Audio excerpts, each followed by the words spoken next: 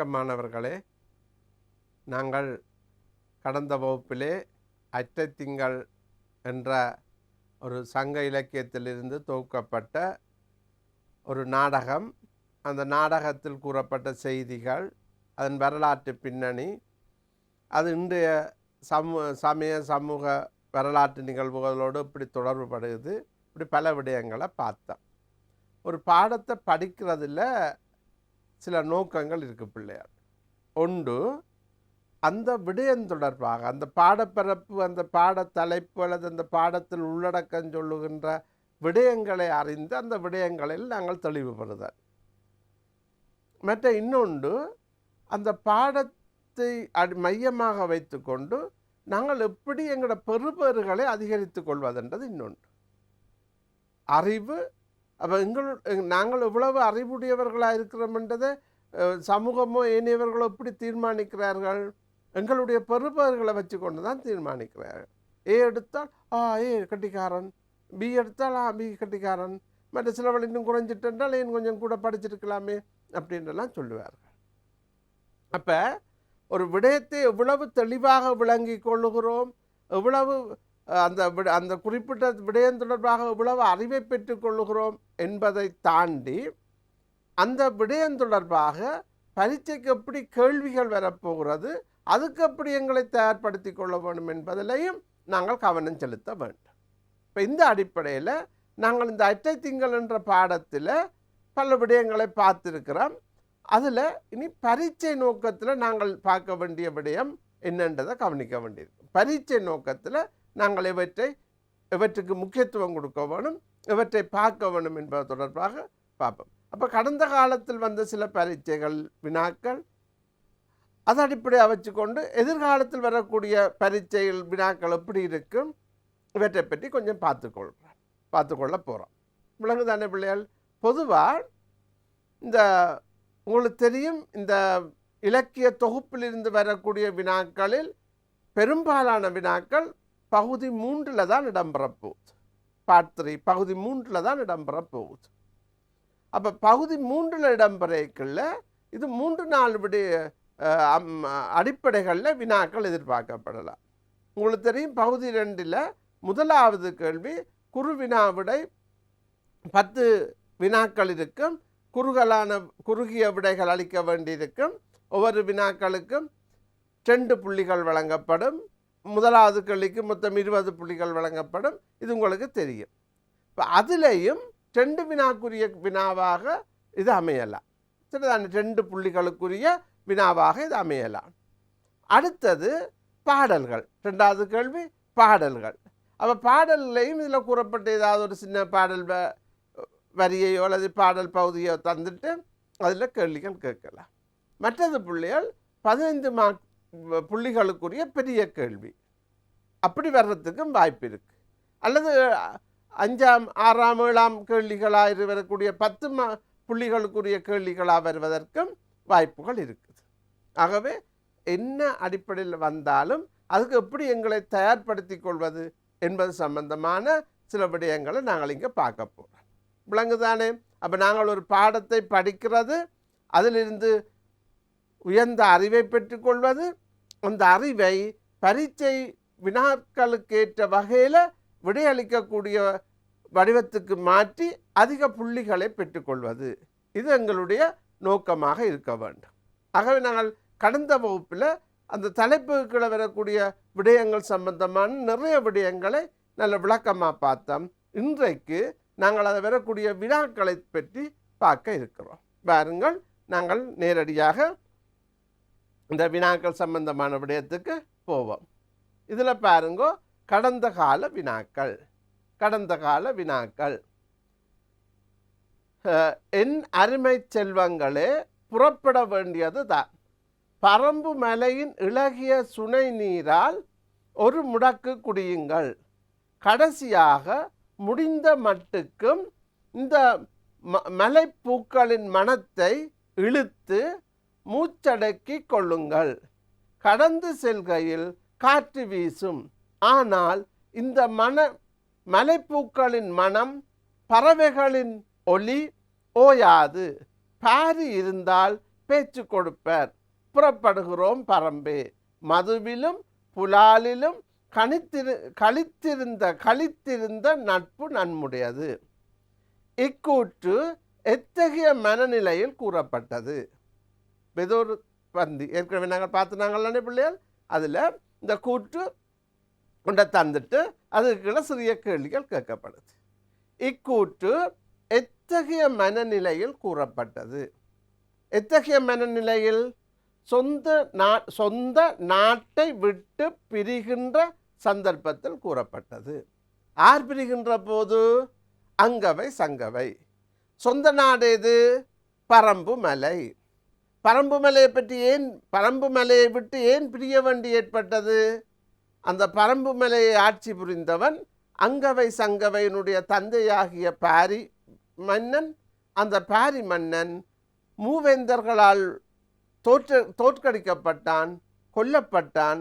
ஆகவே அங்கவை சங்கவை ஆகிய 2 சகோதரிகளுக்கும், அதாவது பாரியின் மகள்களுக்கு அங்கே இருப்பது பாதுகாப்பற்றது. அங்கே அவர்கள் தொடர்ந்து வாழ முடியாது. ஆகவே அவர்கள் அந்த இடத்தை விட்டு வெளியேறி செல்ல முற்படுகின்றனர். அப்படி வெளியேறி செல்ல முற்படும் போது அவர்களை அழைத்து கொண்டு செல்வதற்கு கபிலர் வந்திருக்கிறார். கபிலர் யார் என்றால் பாரியினுடைய நெருங்கிய நண்பர், மிகப்பெரிய புலவர். அந்த கபிலர் இந்த அங்கவை சங்கவைக்கு கூறுவதாக காணப்படுகிறது. எப்போ கூறுவதாக? அந்த இடத்தை விட்டு புறப்பட ஆயத்தமாகும் போது கூறுவதாக காணப்படுகிறது. சரிதானே? அடுத்தது, பாரியிடம் கபிலருக்குள்ள ஈடுபாடு எவ்வாறு புலனாகிறது? பாரி இருந்தால் பேச்சு கொடுப்பர், மதுவிலும் புலாலிலும் கழித்திருந்த நட்பு நம்முடையது என்ற கூற்றுக்களின் ஊடாக. அப்ப பாரி ஒரு அரசன், கபிலர் ஒரு புலவர். இவர்களுக்கு ஒரு அரசனுக்கும் புலவருக்கும் இடையில் சாதாரண ஒரு தொடர்பு இருக்கலாம். வந்து புலவ மன்னர் என்று சொல்லி சில பாடல்களை பாடியோ அல்லது தங்களோட வறுமையை சொல்லியோ பரிசுகளை பெற்றுக்கொண்டு போகலாம். இது அப்படி ஒரு அரசன் புலவர் என்ற அந்த உறவை தாண்டி நெருக்கமான நட்பு காணப்பட்டது. அதை எவ்வாறு நாங்கள் இங்கே உணர்ந்து கொள்ளலாம் என்றால், பாரி இருந்தால் பேச்சு கொடுப்பார். இப்போ பாரியும் வேறும் கதைக்க வழிகிட்டால் மனத்தியால கணக்க கதைச்சு கொண்டிருப்பார்கள் என்றால், பாரி தமிழ் மீது அதிக ஈடுபாடு கொண்டவன், புலவர்களை மதிக்கும் பண்புடையவன். மற்றது அவன் மக்களுக்கு நிறைய நன்மை செய்து கொண்டிருக்கிறான். அப்படியான ஒரு அரசனுடைய நடவடிக்கைகள் தான் ஒரு புலவனுக்கு தேவைப்படும். ஏனென்றால் அவன் இலக்கியங்களை உருவாக்க, அவன் காவியங்களை உருவாக்க. ஆகவே கபிலரிடம் தமிழை அறிந்து கொள்ளுதல், பாரியிடம் அவனுடைய ஆட்சி பற்றி அறிந்து கொள்ளுதல், கருத்து பரிமாற்றத்துக்கு அங்கே பஞ்சமே இருக்காது. இப்போ நாங்கள் சில வேளையில் ஒரு ஆளை சந்தித்தால் என்ன கதைக்கிறேன்னு தெரியாமல் இருக்கும் என்று அவருக்கும் எங்களுக்கும் தொடர்பு இருக்காது. அப்படி அவற்ற விருப்பு வெறுப்பு வேறையாக இருக்கும், எங்கட விருப்பு வெறுப்பு வேறையாக இருக்கும். அப்படி இருக்கல நாங்கள் ஒருவர் நெருங்கி உறவாடுதல் என்பது இதாக இருக்கும். சொல்லுங்கோவன், என்னத்தை சொல்கிறது, சொல்லுங்கோவன், அப்படி இழுபட்டு கொண்டு போகும். ஆனால் இங்கு பாரியும் கபிலரும் ஒருவர் மிகவும் புரிந்து கொண்டவர்கள். ஒருவருடைய விடயத்தை இன்னொருவர் அறிந்து கொள்ள வேணும், அல்லது ஒருவருடைய விடயத்தில் இன்னொருவர் ஆலோசனை கூற வேணும் என்ற அந்த நட்புரிமை உடையவர்கள். ஆகவே 2 பேருக்கும் இடையில் பேச்சுக்கு பஞ்சம் இருக்காது, மணிக்கணக்கில் பேசி கொண்டிருப்பார்கள். ஒன்று. 2வது, மதுவிலும் புலாலிலும் கழித்திருந்த நட்பு நம்முடையது. இது இன்னும் கொஞ்சம் டீப்பானது பிள்ளையார். மதுவிலும் புலாலிலும் கழித்திருந்த நட்பு நம்முடையது.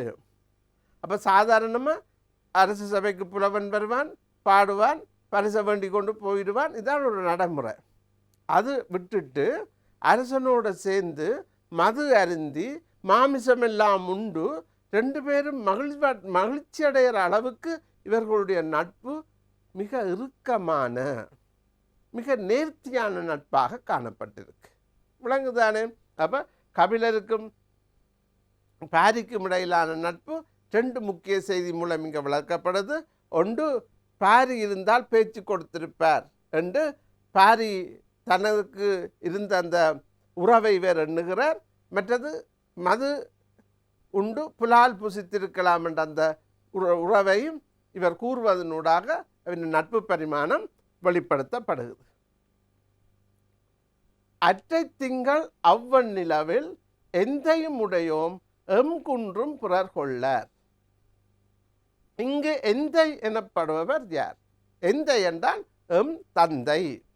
இங்கே எம் தந்தை என்று இவர்கள் யாரை சொல்லுகிறார்கள்? பாரி மன்னனை சொல்லுகிறார்கள். எந்தை என்பது எம் தந்தை, அது பாரி மன்னனை குறிப்பிடுவதாக இருக்கும். இங்கு குறிப்பிடப்படும் குன்றின் பெயர் யாது? பரம்பு மலை. குன்றின் பெயர் என்ன பிள்ளையால்? பரம்பு மலை. இப்பொழுது இங்கே இன்னும் ஒரு சில வினாக்களை பார்ப்போம். அற்றை திங்கள் என்ற நாடகத்தில் புலம்பெயர்வின் அவலம்.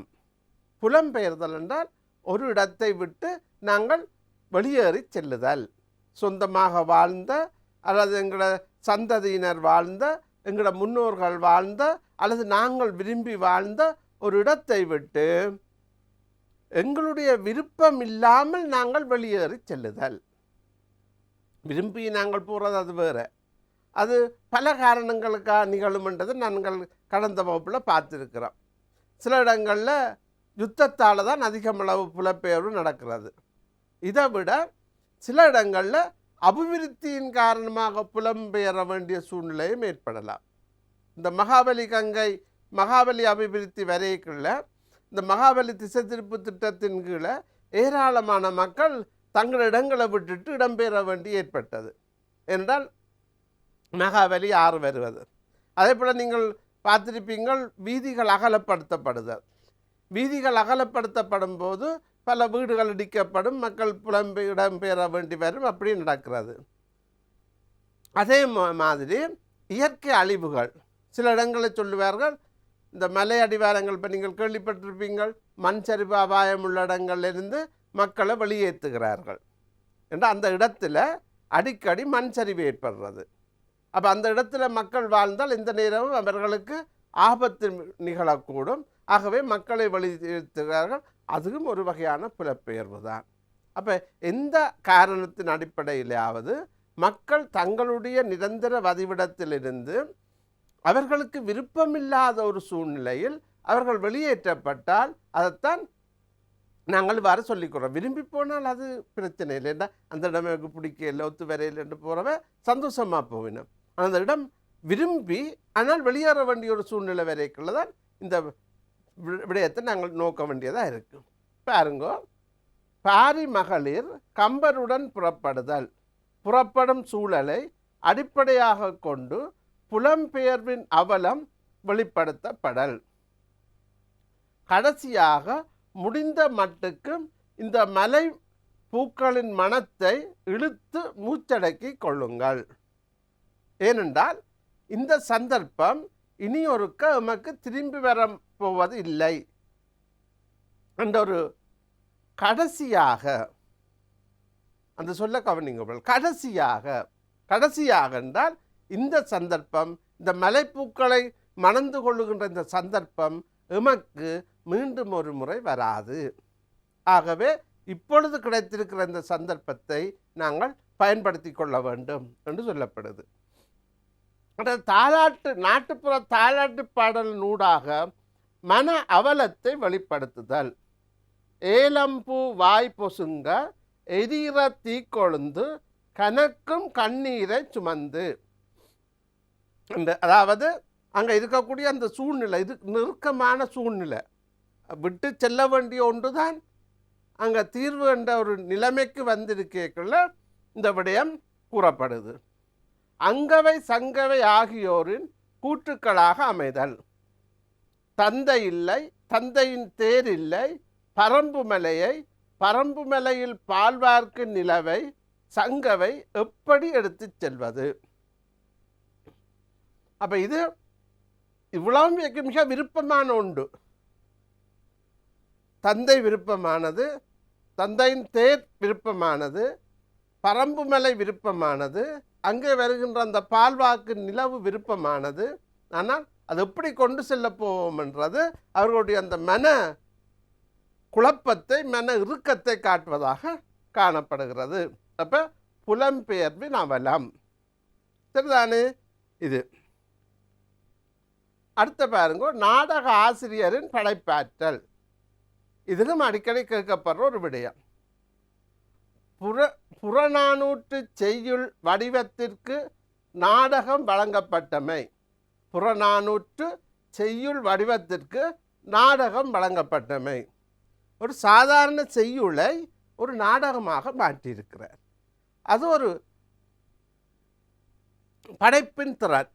இங்கே பெரிய பல பாத்திரங்கள் இருந்து அவர்கள்ட்ட கருத்து பரிமாற்றங்கள், ஒரு 2 பாத்திரம், ஒரு செய்யுள், ஒரு சம்பவத்தை ஒரு புலவர் பாடுறார். அந்த ஒரு குறிப்பிட்ட சம்பவத்தை எடுத்து அதை ஒரு நாடகமாக மாற்றுவது என்பது சாதாரண ஒரு விடயம் கிடையாது.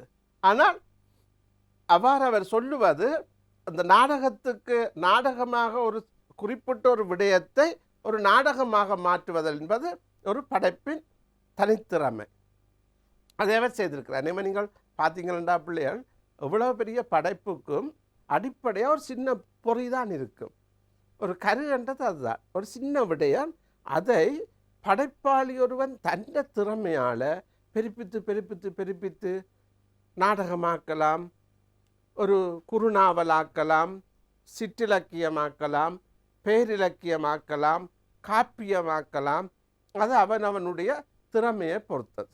அப்போ இங்கேயும் இவர் ஒரு பாட்டை எடுத்து ஒரு நாடகமாக மாற்றியிருக்கிறார். அது இவருடைய படைப்பாற்றலின் முதலாவது ஒரு நிலையாக நாங்கள் பார்க்கலாம். அடுத்து, பரம்புமலை மீதான முற்றுகை பிரிவு ஆகியவற்றை கவிதையாகவும் உரைநடையாகவும் சித்தரித்தல். அப்போ சில விடயங்களை பிள்ளையால் கவிதையாக சொல்லிக்கல அதன் சுவை அதிகமாக இருக்கும். சில விடயங்களை உரைநடையாக சொல்லிக்க அவன் சுவை அதிகமாக இருக்கும். இப்போ ஒரு காலம் இருந்ததுங்கிற தமிழ் இலக்கியத்தில் முற்காலம், அதாவது ஆங்கிலேயர் வருகைக்கு முதல்.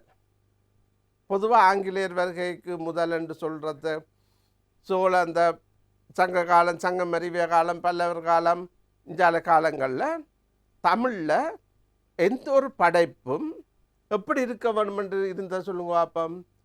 செய்யுள் வடிவத்தில் தான் இருக்க வேணும் என்று இருந்தது, செய்யுள் வடிவத்தில்.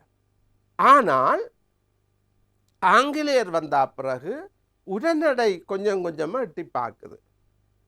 அவர்கள் ஆரம்பத்தில் தங்களுடைய தேவைக்காக உரைநடை அறிமுகப்படுத்தி காலப்போக்கில் உரைநடையின் முக்கியத்துவம் மேலோங்கி கொண்டு வருகிறது. அப்படி மேலோங்கி கொண்டு வரைக்குள்ள இவர் என்ன செய்கிறார் என்றால், உரைநடையையும் பயன்படுத்துகிறார், கவிதை நடையையும் பயன்படுத்துகிறார். அப்போ சங்க செய்யுள்ள எடுக்கக்குள்ள அது கவிதை நடையில் இருக்கிறது, அது அப்படியே உரைநடைக்கு மாற்றிவிட்டால் சுவை போயிடும். அதே நேரத்தில் தனியே செய்யுள் நடையில் இருந்தால் தற்போது உள்ளவர்களுக்கு அது கொஞ்சம் விளங்கிக் கொள்வது கஷ்டமாக இருக்கும். ஆகவே ரெண்டுக்கும் பாலம் அமைத்து தன்னுடைய படைப்பை மிக ஆற்றல் மிக்கதாக, சுவை மிக்கதாக, பயன்மிக்கதாக கொண்டு செல்கிறார். அடுத்தது பாத்திர படைப்பு. இந்த பாத்திரங்கள் பிள்ளையால் நிறைய பாத்திரங்களை கொண்டு சேர்த்தால் அந்த கதையின் கருத்து சிதைஞ்சு போயிடும். ஒரு 50-60 பாத்திரத்தை ஒரு கதைக்கு கொண்டு கலந்து விட்டோம் என்றால் இந்த பாத்திரங்கள் சொல்ல வர செய்திகள் சிதைவடைஞ்சு போயிடும். அப்போ அளவான பாத்திரங்கள், ஒரு சின்ன ஒரு பகுதியைத்தான் சொல்ல வரார். அந்த சின்ன பகுதிக்கு தேவையான அளவான பாத்திரங்களை எடுத்து இந்த அவர் என்ன நோக்கத்தை அடிப்படையாக கொண்டு இந்த நாடகத்தை எழுத வெளிக்கிட்டாரோ அதை பூரணமாக சொல்லக்கூடிய ஒரு தன்மையை இந்த புலவருடைய படைப்பாற்றல் வெளிப்படுத்துது. இதில் முக்கியமாக பார்க்க போனோம்னா 3 பாத்திரம்தான். அங்கவை, சங்கவை, கபிலர். இந்த 3 பேரையும் வச்சு கொண்டு இவர் என்ன செய்கிறார் என்றால் அந்த ஒரு வரலாற்றை அப்படியே சொல்லி முடிக்கிறார். முக்கியமான செய்திகள் அங்கே சொல்லப்பட்டிருக்கு. அது பாரி ஆண்ட ஆட்சித்திறன், மற்றது பாரிக்கு ஏற்பட்ட சோதனை, அந்த சோதனையால் பாதிக்கப்பட்ட இந்த பெண்களின் நிலை, குழந்தைகளின் நிலை, அந்த விஷயம் முழுமையாக சொல்லியிருக்கு. ஆனால் இங்கே முக்கியமாக 3 பாத்திரங்கள்லாம் இங்கே வெளிப்படுத்தப்படுது. அங்கவை, சங்கவை, கபிலர். ஔவையார் வருகிறார், ஆனால் அவர் நேரடியாக கதைக்குள்ள வரையில்லை. அப்போ இது ஒரு பெரிய திறமை பிள்ளையால். இப்போ பல விஷயங்களை நாங்கள் கொண்டு சேர்த்திருந்தோம் என்றால் சில இவ்வளவு இந்த கனகச்சிதமாக இந்த கதை அமைந்திருக்கிறதுக்கு வாய்ப்பு குறைஞ்சிருக்கு. விளங்கும் தானே? அப்போ ஒரு கதைக்கு முக்கியத்துவமா பாத்திரங்களுக்கு முக்கியத்துவமா? இவர் என்ன செய்கிறார் என்றால் கதை சிதையக்கூடாது. இப்போ கதை சிதையக்கூடாது என்றால் அதுக்கேற்ற வகையில் பாத்திர படைப்புகள் அமைய வேண்டும். மிக நுட்பமாக கையாண்டிருக்கிறார் பிள்ளையார். ஒரு 10 பேரை போட்டிருந்தால் நமக்கும் குழம்பி இருக்கும். பேர்களெல்லாம் ஞாபகம் வராது. அந்த காலத்து பேர்கள் இப்போ ஞாபகம் வராது. அவர் இதை சொன்னாரா இவர் அதை சொன்னாரான்ட்டு நமக்கும் கதை குழம்பி இருக்கும். ஆனால் இங்கே 3 பேரை மாத்திரம் வச்சுருக்கிறபடியால் கதை நல்ல ஒரு சுமூகமாக போகுது, எங்களுக்கு இலகுவாக விளங்குது. அதே நேரத்தில் இந்த கிடைக்கக்கூடிய அத்தனை உணர்வுகளும் வெளிப்படுது. அதான் முக்கியமானது. பாத்திரங்களை குறைக்க வேண்டுமென்றதுக்காண்டி சில பாத்திரத்தை எடுத்து விட்டோம் என்றால் அந்த பாத்திரம் அந்த அந்த கதையில் வரக்கூடிய முக்கியமான உணர்வு அடிபட்டு போயிடும். ஆனால் அவ்வாறு உணர்வை சிதைக்காமல் குஞ்ச பாத்திரங்களை வச்சுக்கொண்டு முழுமையாக கதையை சொல்லி முடித்திருக்கிறார். இது இவற்றை இன்னொரு திறமை. அடுத்தது, பண்டைய கதையொன்றில் குறிப்பிடப்படும் பாத்திரங்களை படைத்து அவற்றின் ஊடாக கதையை நகர்த்தி செல்லுதல். அப்போ என்ன செய்கிறார் என்றால் இவர் சில செய்திகளை சொல்ல விரும்புகிறார். அந்த செய்திகளை தான் நேரடியாக சொல்லாமல் பண்டைய இலக்கிய பாத்திரங்களினூடாக சொல்லி புலம்பெயர்வின் வேதனை, மற்றது இந்த அரசர்களுடைய பொறாமை, அவர்களுடைய போட்டிகள், பெரியவர்கள் எடுக்கிற தவறான முடிவுகளால் குழந்தைகளுக்கு ஏற்படக்கூடிய சோகங்கள், இப்படி பல விஷயங்களை சொல்ல பார்க்குறார். அதை நேரடியாக இப்போ இருக்கிற சம்பவத்தோடு சொல்லப்போனால் பலவிதமான சிக்கல்கள் பிரச்சனைகளுக்கு முகம் கொடுக்க வேண்டும் என்பதை உணர்ந்து பழைய இலக்கிய ஒரு கதையை எடுத்து, ஆனால் அந்த கதையிலே அவர் என்ன சொல்ல விரும்புகிறார், தற்கால சமுதாயத்தின் பிரச்சனையை தற்கால சமுதாயத்துக்கு என்ன சொல்ல விரும்புகிறாரோ அதை ஓரளவுக்கு தெளிவாக சொல்லி முடிக்கிறார். விளங்குதானே? அப்போ நேரடியாக பார்த்தால் 1000 வருஷத்துக்கு 2000 வருஷத்துக்கு மேல் நடந்த கதை போல இருக்கும். ஆனால் அந்த கதையினூடாக தற்கால பிரச்சனையையும் அவர் தொட்டு செல்கிறார் என்பதை நாங்கள் இங்கே பார்க்கக்கூடியதாக இருக்கு. அடுத்த பாருங்க, மொழிநடை பிரயோகம், செம்மொழி சொற்கள். நல்லா அழகான இந்த இலக்கிய நாடகம் என்றபடியால் நாங்கள் மொழிகளை கையாளைக்குள்ள நாங்கள் அதற்கேற்ற மொழிநடைகளை கையாள வேணும். விளங்குதானே? சாதாரணமாக எங்களுக்கு பேச்சு வழக்கு சொல்லியிருக்குது, எழுத்து வழக்கு சொல்லியிருக்குது, நாடக வழக்கு சொற்கள் இருக்கின்றன. அப்படி பலவிதமான ஒரு சாதாரணமாக ஒரு பேச்சு வழக்கு சொல்ல நாங்கள் கொண்டு எழுத்து வழக்கில் பயன்படுத்தினால் அந்த ரசனை கெட்டு போயிடும். அப்போ அந்தந்த இடத்துக்கேற்ற வகையில் அந்த மேல் மக்கள் கீழ் மக்கள் அந்த வேறுபாட்டை காட்டக்கூடிய வகையில் அங்கே நாங்கள் மொழிநடையை பயன்படுத்த வேணும். அதை முக்கியமாக பயன்படுத்தியிருக்கிறார். எல்லா காலங்களிலும் இதுதான் மண்ணின் மக்களின் புலம்பெயரும் வரலாறு. மலைவாசிகள் இன்றளவும் வேறொன்றும் உரிமைகளும் மறுக்கப்பட்டு, இதில் பாருங்க அந்த தன்மையை அவர் காட்டியிருக்கிறார். அடுத்தது சுருக்க வினாக்கள். அற்றத்திங்கள் இந்த நாடகத்தை எழுதியவர் யார்? இவரது இயற்பெயர். இது நேரடி கேள்வி, ஈஸியாக சொல்லி போடுவீங்கள். எழுதியவர் இன்குலாப், இயற்பெயர் சாகுல் ஹமீது. அற்றைத்திங்கள் அவ்வன் நிலவில் எந்தையும் உடையோம் மேற்படி பாடலை பாடியவர் யார்? சரிதானே? அப்போ பாடியவர் யாரு? பாடலின் திணை துறை என்பவற்றை குறிப்பிடுக. இப்போ பாடலை பாடியவர் அங்கவை, அங்கவை சங்கவை அந்த அவர்கள் இதை சொல்லுகிறார்கள். இந்த திணை என்ன பொது, இந்த துறை என்பவற்றை குறிப்பிடுக. சரிதானே? அப்போ இதுகள் இதில் குறிப்பிடப்பட்டிருக்கின்ற இந்த வினாக்கள் பிள்ளையால் இது பொதுவாக 2 புள்ளிகளுக்கு வரக்கூடியது. விளங்குதானே? இவை எல்லாமே நேரடி கேள்விகள். என்றால் ஒரு கேள்விக்கு ஒரு புள்ளி தானே வழங்கப்படும்.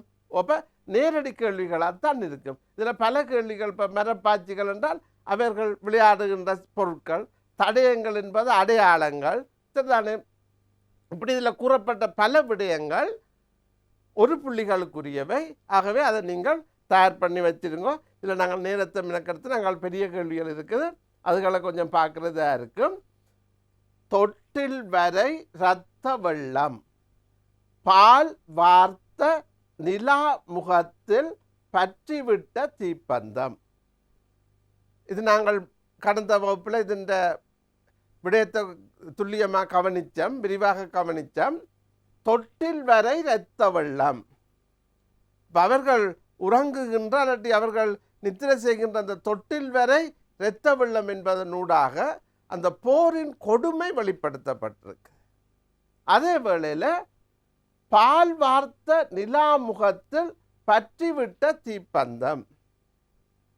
அதாவது நிலாவு, இதை சில முரணி என்று கூட சொல்லுவார்கள் பிள்ளையார். பற்றிவிட்ட நிலாவில் பற்றிவிட்ட தீப்பந்தம் என்றது என்னென்றால், ஒரு பொருளை அதற்கு இயல்பான பண்பை வெளிப்படுத்தாமல் அதுக்கு முரண்பட்ட ஒரு பண்பை சொல்வது. சரிதானே? இப்போ இது என்னன்னு சொன்னால், இப்போ நிலா குளிர்ச்சியானது, அனைவருக்கும் மகிழ்ச்சியை கொடுக்கக்கூடியது, எல்லோராலும் விரும்பப்படுவது. அப்படிப்பட்ட நிலா இவர்களுக்கு தீப்பந்தம் போல இருக்கிறது என்றால் என்ன காரணம் என்றால், போன மாதம் அற்றை திங்கள், அந்த போன மாதம் அந்த நிலா வரும்போது நாங்கள் இருந்த மகிழ்ச்சி, தந்தை, உறவினர்கள், எங்களுடைய மலை எல்லாம் எங்களிடம் இருந்தது, மகிழ்ச்சியாக இருந்தோம். இப்பவும் அதே நிலா வந்திருக்குது, ஆனால் அவை எல்லாம் எங்களிடம் இல்லை. ஆகவே நிலவை பார்க்கும்போது மிகுந்த வேதனை ஏற்படுகிறது.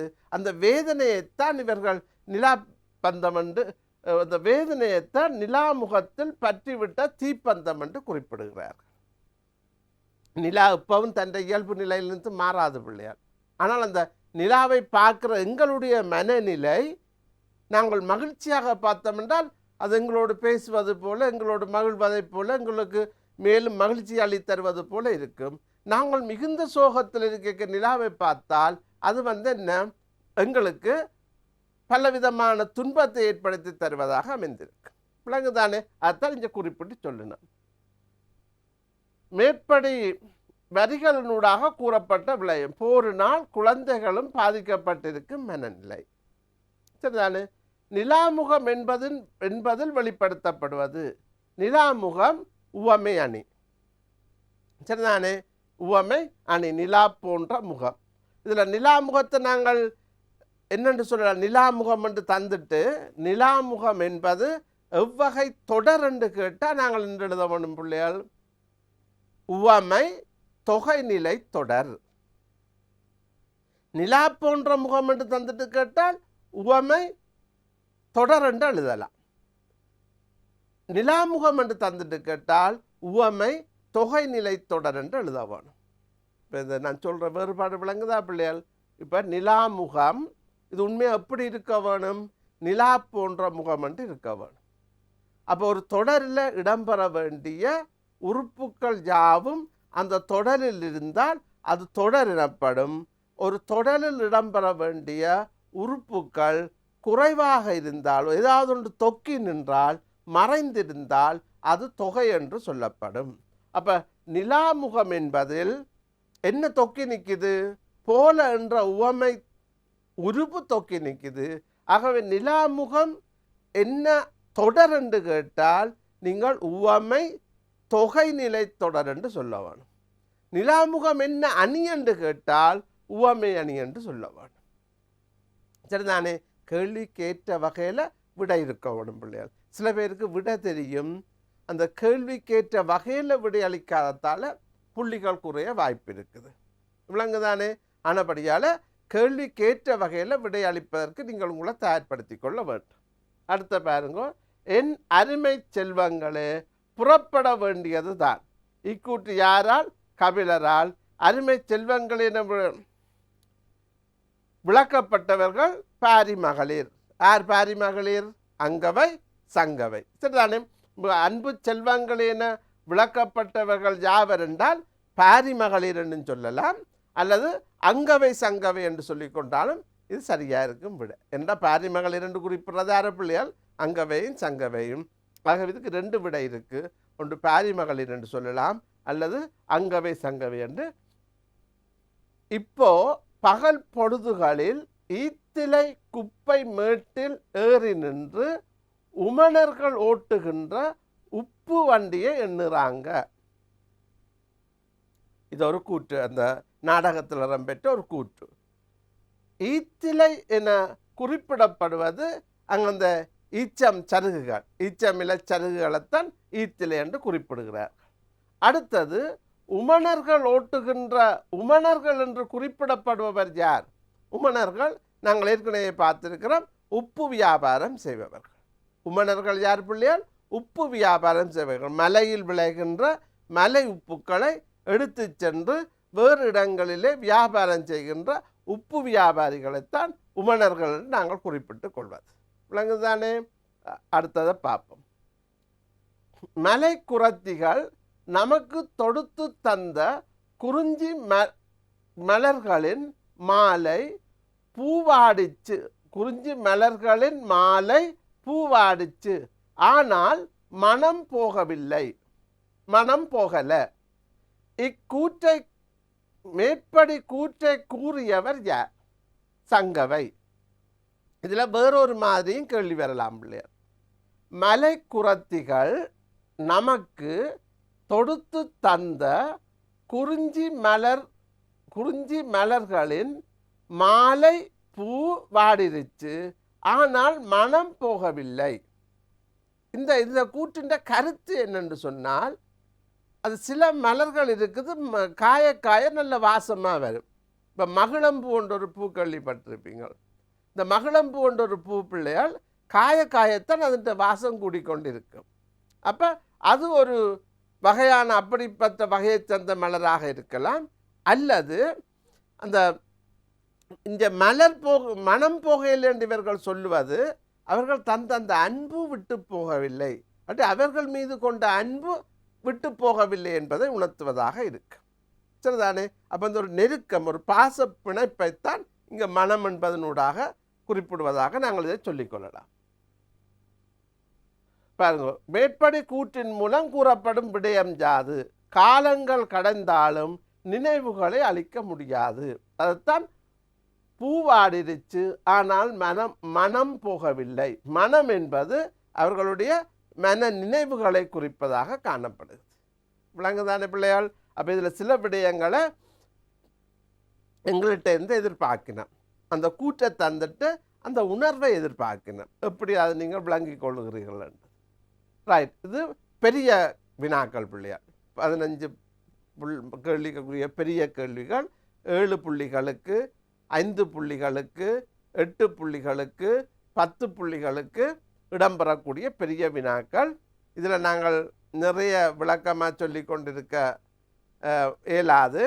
நீங்கள் கொஞ்சம் விளங்கி எழுதிக்கொள்ள முயற்சிக்க வேணும். ஏனென்றால் ஏற்கனவே முழு விஷயமும் மிகவும் விரிவாக கூறப்பட்டிருக்கிறது. அதில் இருந்து நீங்கள் கொஞ்சம் ஒரு கேள்விக்கு நீங்கள் எப்படி ஆயத்தப்படுத்துகிறா பிள்ளைகள், பெரிய கேள்வி இப்படியான ஒத்த ஒரு சொல்லில் நீங்கள் விடையளிக்கிற கேள்விகள், அது சாதாரணமாக இயல்பாக நீங்கள் ஞாபகத்தில் வச்சு எழுத வேணும்.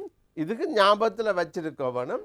அதுக்கு முதல் இந்த கட்டுரை வினாக்களுக்கு நீங்கள் ஒரு விடைக்கான ஒரு கட்டமைப்பை உருவாக்க வேணும். அந்த கட்டமைப்பு என்னென்றால், முதல் வினாவை பார்க்க வேணும். வினாவை பார்த்துட்டு என்ன செய்ய வேணுமெண்டா பிள்ளையால், இப்போ அப்படி ஒரு கேள்வி ஒரு ஆள் உங்கள்கிட்ட கேட்குறார், கேட்டால் நீங்கள் அவருக்கு எப்படி பதில் அளிப்பீங்க, அவருக்கு நீங்கள் அளிக்கக்கூடிய பதில் என்ன என்றதை நீங்கள் முதல் வாயால் சொல்லி பார்க்க வேணும். சொல்லி பார்த்து பிறகு அப்படி வாயால் சொல்லி பார்த்து அதில் இருந்து சில விடயங்களை கிரகித்து பிறகு எழுத வேணும். எழுதைக்குள்ள சிலது குறைய வரும், சிலது கூட வரும். சில சொல்லுகளை நீங்கள் விட்டுருவீங்கள், சிலது தேவையில்லை என்று தெரியும். அப்போ அதை பிறகு நீங்கள் திருத்தி எழுதி 2-3 தரம் திருத்தி எழுதிக்குள்ள தான் உங்களுக்கு ஒரு முழுமையான முழு புள்ளிகளை பெறக்கூடிய ஒரு விடை கிடைக்கும். அது வரைக்க பார்ப்போம், எப்படியாவது எழுதி கொள்வோம் என்று இருந்தீங்கள் என்றால் அது பூரண வெற்றியை தராது. ஆனபடியால் தயவு செய்து மாணவர்களே, முதலாவது கேள்விக்கு நீங்கள் வாயால் நண்பர்கள் கலந்துரையாடுறது மாதிரி நீங்கள் வச்சுக்கொள்ளுங்க. இப்படி ஒருத்தர் கேட்டுட்டார், அவருக்கு நீங்கள் எப்படி ஆன்சர் பண்ண போறீர்கள், எப்படி பதிலளிக்க போறீர்கள், வாயால் சொல்லுங்க. பிறகு அந்த வாயால் நீங்கள் நினைச்சு பாருங்க. பிறகு அதை ஒரு விடையாக மாற்றிக்கொண்டு போகலாம். எல்லாத்துக்கும் இது ஒரு எளிய முறை பிள்ளைகள், ஞாபகம் நிற்கும். நீங்கள் இன்னொருவர் சொல்கிறத மூளையில் வச்சிருக்கிறத விட நீங்களே சொன்னீங்கன்னா அது உங்களோட மூளையில் அதிக அளவுக்கு ஞாபகத்தில் இருக்குது. அந்த முறையை ஒன்றை உருவாக்கி கொள்ளுங்க. பாருங்க, பாரி மகளிர் அங்கவை சங்கவையின் கூற்றுக்களினூடாக அவர்களின் துன்பம் காட்டப்படுகிறது. நிலாப்பொழுதில் எழுகின்ற நினைவுகளின் ஊடாக தமது தந்தையையும் தமது பரம்பு மலையையும் இழந்த துன்பத்தை வெளிப்படுத்துகின்றன. சரிதானே? இது பாரி மகளிரின் துன்பம் என்று கேட்க நீங்கள் இதை காட்ட வேணும். பாரி மகளிரின் துன்பம். அப்போ என்னென்று கேள்வி வரும்? அற்றை திங்கள் என்ற நாடகத்தில் பாரி மகளிரின் துன்பம் எவ்வாறு வெளிப்படுத்தப்படுகிறது? அல்லது அற்றை திங்கள் என்ற நாடகத்தில் பாரி மகளிரை முதன்மைப்படுத்தி அவர்களுடைய துன்ப நிகழ்வுகளை எடுத்து காட்டுவதனூடாக ஆசிரியர் எவ்வாறு அவர்களின் அவல நிலையை புலப்படுத்துகிறார்? இந்த சாயல்ல கேள்விகள் வரும். அப்போ நீங்கள் முதலாவது பாருங்கோ, அவர்கள் கூறப்படுகின்ற கூற்றுகள். இந்த நிலாப்பொழுதில் எழுகின்ற நினைவுகளினூடாக தமது தந்தையையும் தமது பரம்பு மலையையும் இழந்த துன்பத்தை வெளிப்படுத்துகின்றன. இற்றை திங்கள் இவ்வன் நிலவில் வென்று எறி முரசின் வேந்தர் எம் குன்றும் கொண்டார் யாம் எந்தையும் இளமே. எம் குன்றும் கொண்டார், எங்கள் மலையை பிடித்து விட்டார்கள், எங்களுக்கு தந்தையும் இல்லாமல் போய்விட்டார். அது துன்பத்தை வெளிப்படுத்துகின்ற ஒரு விடயமாக காணப்படுகிறது. அடுத்ததை பாருங்க பிள்ளையால், தமது சொந்த மண்ணில் தமது சொந்தங்களை பறிகொடுத்த நிலையை எண்ணி துன்பமடைகின்றனர். அரளிப்பூ தண்டெடுக்க போன அத்தை திரும்பல்லையே, மல்லிகைப்பூ செண்டு கொண்டு கட்டப்போன மாமன் மீளல்லையே. அப்போ உறவுகளை பறிகொடுத்திருக்கிறார்கள் என்ற செய்தி இதன் மூலம் புலப்படுது. அத்தை போனால் திரும்பி வர இல்லை, மாமா போனார் திரும்பி வர இல்லை. அதால தான் தொட்டில் வரைக்கும் என்ன செய்யுது? வெள்ளம் நிறைந்து போயிருக்குது, இரத்த வெள்ளம் நிறைந்து போயிருக்குது என்றதை நாங்கள் அடுத்ததில் பார்க்கலாம். சொந்த மண்ணை பிரிவதை எண்ணி துன்பமடைகின்றனர். அங்கவை பரம்பு மலையில் பால் வார்க்கு நிலவை சங்கவை எப்படி எடுத்து செல்வது? அப்போ அவர்களுக்கு தெரியும் ரெண்டு விஷயம். ஒன்று, அந்த நிலவை அங்கேருந்து எடுத்து செல்ல இயலாது, அது மேலே இருந்து ஆகாயத்திலேருந்து மலையில் விழுந்து எடுத்து செல்ல இயலாது, அவர்களுக்கு தெரியும். இன்னொன்று நல்லா தெரியும் பிள்ளைகள், எங்கே போனாலும் நிலவு வரும். பரம்பு மலையில் தான் நிலவு இருக்கண்டில்லை, எங்கே போனாலும் நிலவு வரும்.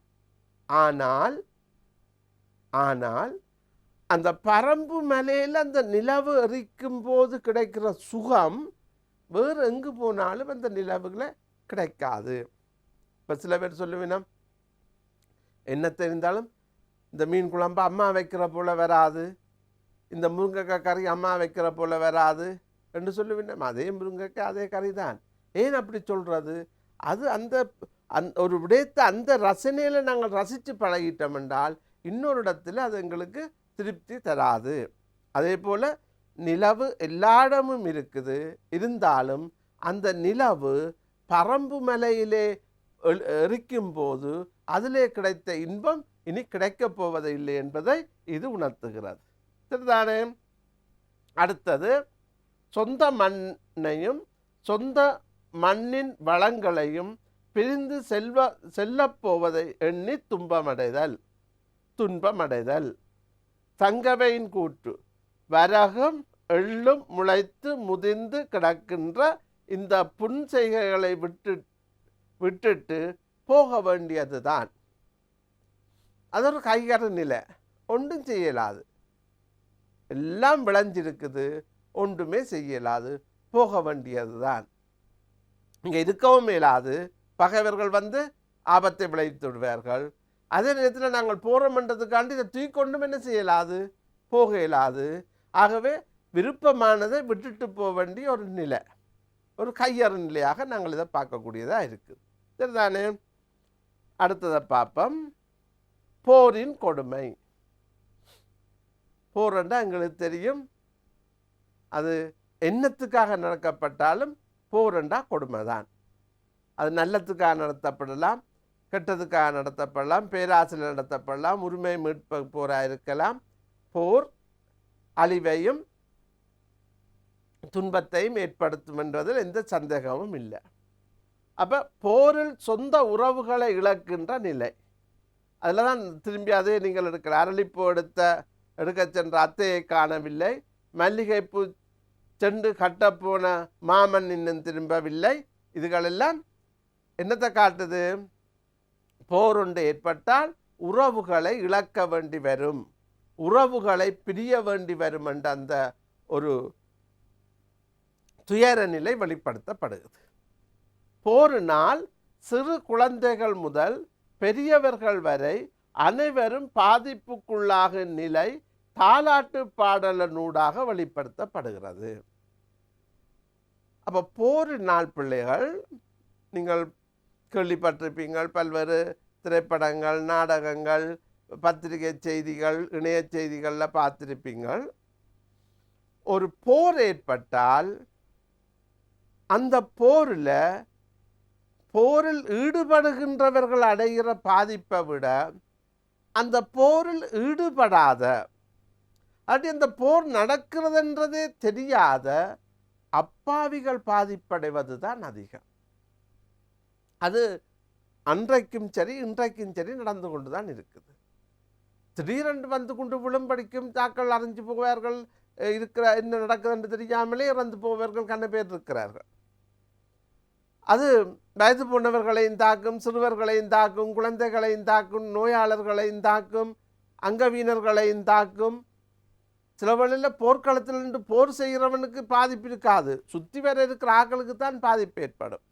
அப்படி பலவிதமான போர் கொடுமைகள் இருக்குது.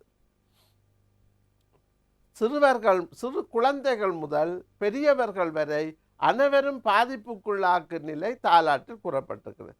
தாலாட்டில் அசைந்திருந்த தொட்டில் வரை இரத்த வெள்ளம். ஏற்கனவே பல முறை பார்த்திருக்கிறோம். தொட்டில் வரை இரத்த வெள்ளம் என்றால் போரின்ற மோசமான நிலையை கவனித்து பாருங்கோ. எல்லாம் வெட்டி கொத்தி இரத்த மாறாக ஓடுது. போரில் தமது சொந்த உடைமைகளை இழத்தல். இப்போ சொந்த உடைமைகள் என்று சொல்லிக்க நாங்கள் நினைக்கக்கூடாது பெரிய கிலோ கணக்கில் தங்கம் இதுகள்லாம் உண்டு. அவனுக்கு எது விருப்பமாக இருக்குதோ, எதை போரில் இழந்தானோ அது அவனுக்கு பெரிய விஷயமாகத்தான் இருக்குது. அப்போ குழந்தைகளை பொறுத்த வரைக்கும் அவர்களுக்கு என்ன அழகான நடைவண்டி, இந்த பிள்ளைகள் உருட்டி கொண்டு போய் ஏற்கனவே நாங்கள் பார்த்தோம், நடைவண்டி, அசைந்தாடும் கிளுகிழிப்ப. இந்த சின்ன பிள்ளைகளுக்கு கையில் கொடுக்குற அந்த சத்தத்துக்கு அவர்கள் மகிழ்ச்சி அடைவார்கள். இந்த நீங்கள் சத்தம் கேட்கும் சின்ன கிளுகிழிப்ப. பழக ஒரு மரப்பாச்சி, பாவையரே யார் பறிச்சார். மரப்பாச்சின்னா அந்த மரப்பொம்மை மாதிரி அந்த ஒரு விளையாட்டு பார்க்குறேன்னா, பாவையரே யார் பறிச்சார். இதெல்லாம் யார் கொண்டு போனார்கள், எங்கே இது? அப்போ அவர்களுக்கே தெரியாமல் அது களவாடப்பட்டிருக்கு, அவர்களுக்கே தெரியாமல் அது திருடப்பட்டிருக்குது. இது உச்சக்கட்ட கொடுமை. சரியோ? யார் எடுத்தது, ஏன் எடுத்தார்கள், இவர்களுக்கும் அவர்களுக்கும் என்ன நேரடி தொடர்பு, எதுக்குமே இல்லாமல் இவர்கள்ட்ட இருந்து பறிமுதலாகி போகிறது. சரிதானே?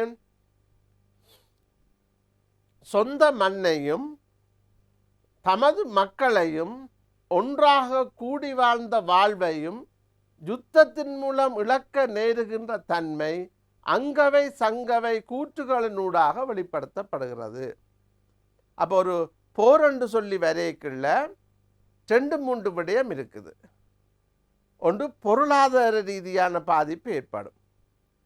எங்களோட உடைமைகள் நம்முடைய கையை விட்டு போகும் ஒன்று. 2வது, நாங்கள் சொந்த இடத்தை விட்டு புலம்பெயர வேண்டிய ஒரு சூழ்நிலை ஏற்படும். 2வது. 3வது, எங்களோட உறவுகளை இழக்க வேண்டி ஏற்படும். இதில் பிள்ளையால் எந்த இழப்பு கொடுமையானது என்பதை நாங்கள் சொல்ல முடியாது. உறவுகளை இழந்தால் திரும்பி உறவுகளை பெற்றுக்கொள்ள முடியாது. அதே வேளையில் சில வேளைகளில் ஒரு சின்ன பொருளை நாங்கள் இழக்கலாம். அது ஒரு சாதாரண ஒரு தள்ளு வண்டியாக இருக்கலாம், அல்லது ஒரு சாதாரண ஒரு கிளுகிழிப்பையாக இருக்கலாம், ஒரு சின்ன பொருளாக இருக்கலாம். பிறகு அந்த பொருளை போல 1000 மடங்கான பொருளை வாங்கக்கூடிய ஒரு தகுதி, ஒரு ஆற்றல் உங்களுக்கு ஏற்படலாம். ஆனாலும் அந்த நேரத்தில் அந்த பொருளை இழந்ததால் உங்களுக்கு ஏற்பட்ட அந்த வேதனையை என்ன செய்யலாது, நாங்கள் திருப்பி மீட்க முடியாது. தானே? ஒரு சின்ன ஒரு நீங்கள் சில வழியில் சின்ன வகுப்பில் படிக்கல ஒரு பென்சிலை துளைச்சிருப்பீர்கள், ஒரு பேனையை துளைச்சிருப்பீர்கள், அல்லது சில வழியில் கோயிலில் போய் செருப்பை கலட்டி விட்டு போனால் திரும்பி வந்து பார்த்தா செருப்பு இருக்காது, காணாமல் போயிருக்கும். யாரும் வேணுமென்றோ தச்சையெல்லாம் எடுத்து கொண்டு போயிருப்பார்கள்.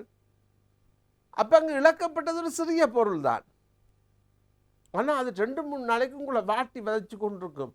ஐயோ, அருமந்த செருப்பு வண்டி கொஞ்ச நாள் தானே, அது வேறு யாராவது பின்னும் செருப்பு கவலைப்படாத வேண்டி தந்தாலும் கூட மனம் என்ன செய்யாது, ஏற்றுக்கொள்ளாது. என்றால் எங்களுடையது இழக்கும் போது அது மிகப்பெரிய இழப்பாக இருக்கும். இங்கே அதுதான் நடக்குது. இங்கே போரில் பாருங்கோ, பால்வார்க்கு பரம்பு மலையின் பால்வார்க்கு நிலவை சங்கவை எப்படி எடுத்து செல்றது, அது ஒரு பெரிய இழப்பாக இருக்குது. அப்போ நான் ஏற்கனவே சொன்ன போல் நிலவு எல்லா இடமும் இருக்குது, மலை எல்லா இடமும் இருக்குது. ஆனால் அந்த இடத்தில் அந்த ரசனை என்பது திரும்ப கிடைக்க முடியாத ஒன்று. அதுதான் சொல்லப்படுது. பரம்பு மலையின் மக்களின் அன்பை இது ஏற்கனவே நாங்கள் பார்த்தது தான் திரும்பி வருகிறது. சொந்த நாட்டின் வளம் இனிமை என்பவற்றை இழந்து செல்லும் நிலை கபிலரின் கூற்றுக்களினூடாக வெளிப்படுத்தப்படுவது. இது நாங்கள் ஏற்கனவே பார்த்தது. இந்த மலையை பிரிவது மலையை விட கூடுதலாக கணக்கிறது, மிகுந்த வேதனையை ஏற்படுத்துகிறது. அப்போ சொந்த நாட்டின் வளம் இனிமை என்பவற்றை இழந்து செல்லும் நிலை கபிலரின் கூற்றுக்களினூடாக வெளிப்படுகின்றது. அப்போ மலையை பிரிவது மலையை விட கூடுதலாக கணக்கிறது. இதில் என்ன சொல்லப்படுதுக்கண்டா பிள்ளையால், சிலவேளை எங்களுக்கு நாங்கள் சாதாரணமாக இந்த தரப்பகுதியில் சமதர பகுதியில் வாழ்ந்த எங்களுக்கு மலையில் போய் 1 நாள் 2 நாள் ஜாலியாக நிற்கலாம்.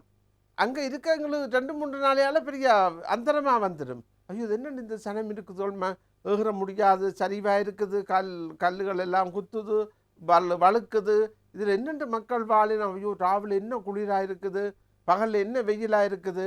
ஆனால் அங்கே நிரந்தரமாக இருக்கிற மக்களுக்கு அதுதான் சொர்க்கம். அங்கு நிரந்தரமாக இருக்கிற மக்களுக்கு அதுதான் சொர்க்கம். விளங்குதானே? அவர்கள் அதை விட்டு பிரிவதற்கு மாட்டார்கள். அதே போல் எந்த ஒரு இடமும் அந்தந்த மக்களுக்கு அதுதான் அது சொர்க்கமே என்றாலும் நம் ஊரை போல வருமே என்ற ஒரு பாட்டு கேட்டிருக்கிறீங்களானே, அது பிறந்த இடம் பெற்றதாயும் பிறந்த பொன்னாடும் நற்றவமாயினும் நனி சிறந்தது. தாயும் அந்த பிறந்த நாடும் அதுக்கு ஈடு எதுவுமே இல்லை. அப்படிப்பட்ட உயர்ந்த நிலையை கொண்ட ஒரு விடயமாக காணப்படுது. சரிதானே? அதுதான் நீங்கள் குறிப்பிடுறது. அடுத்த போரின் பின்னரான பரம்பு மக்களின் நிலை, அது நாங்கள் ஏற்கனவே பார்த்திருக்கிறோம். பாரியின் இழப்பினால் மக்கள் அனைவரும் மனதில் துன்பமடைந்தவர்களாக காணப்படுகிறார்.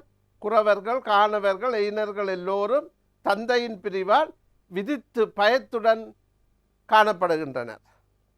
சரிதானே? உறவுகளுடன் ஒன்றாக கூடி வாழ்கின்ற சந்தோஷமான வாழ்வு நிலை இழக்கப்பட்டிருத்தல். அப்போ இவர்களுக்கும் இழப்பு, அவர்களுக்கும் இழப்பு. யாருக்கு?